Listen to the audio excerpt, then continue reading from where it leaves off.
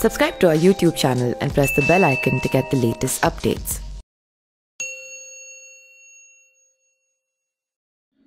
नमस्कार, मैं पिंटू सिंह यादव आप सभी का स्वागत करते हैं न्यूज लाइव में। दोस्तों, उत्तर प्रदेश के विधानसभा चुनाव के लिए 5वें चरण का मतदान कल है और उसके लिए प्रचार प्रसार कल थम गया था और अब जो है लगातार अगले चीजों की चर्चा काफी ज्यादा जोरों से हो गई है और वो सभी चीजों में एक सीट जो है वो चर्चा का विषय बनी हुई थी और अभी भी बनी हुई है और वो सीट है कुंडा। जी हाँ, कुंडा से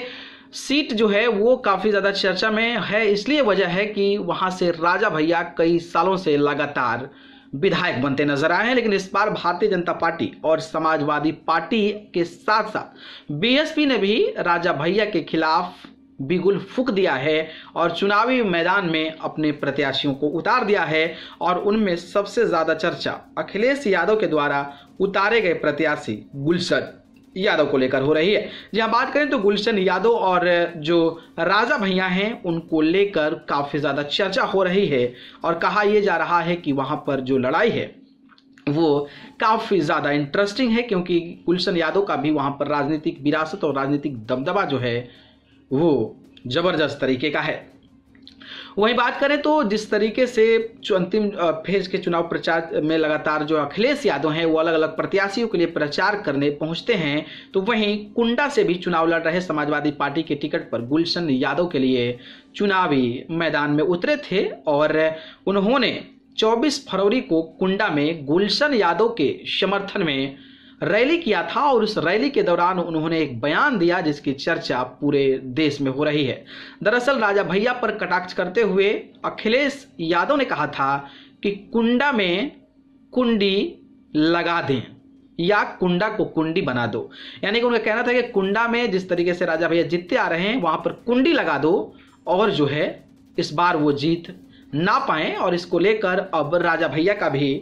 बयान सामने आ गया है और उन्होंने कहा है कि अभी भी कोई माई का लाल पैदा नहीं हुआ है जो कुंडा में कुंडी लगा दे और 7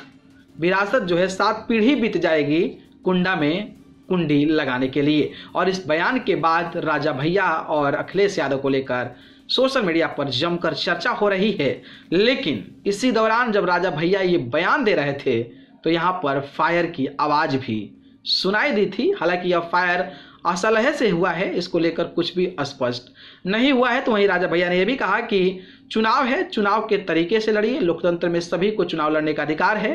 कुंडा में कुंडी लगा दे या बना दे 7 पीढ़ी लग जाएगा, नहीं लगा पाएंगे, ये पर्सनल है। राजा भैया इतना कहते हैं कि एक और फायर की आवाज आ जाती है और उन्होंने समाजवादी पार्टी पर निशाना साधते हुए यह भी कहा कि राजा भैया ने कहा कि 10 मार्च के बाद पता चलेगा कि ना सरकार बन रही है और ना बनने देंगे। कुछ लोग कह रहे हैं कि 10 के बाद सरकार आ रही है, तो हम कह रहे हैं कि 10 के बाद 11 आती है। हम भी चाहते हैं चुनाव शांतिपूर्ण ढंग से निपट जाए, अपने क्षेत्र की बदनामी ना हो, हमेशा की परंपरा रही है। अधिकारी मीडिया कुछ भी कहें, अपने यहाँ चुनाव शांति से चुनाव हुआ है। अब देखना दिलचस्प होगा कि दोनों तरीके की बयानबाजी जिस तरीके से सामने आई है और जिस तरीके से समाजवादी पार्टी ने राजा भैया के खिलाफ पहली बार कैंडिडेट गुलशन यादव को मैदान में उतारा है, तो इस बार की टक्कर कैसी होती है या फिर राजा भैया अपनी सीट को एक बार फिर से जीतने में कामयाब होते हैं, इस पर आपकी क्या राय है बताइएगा। धन्यवाद।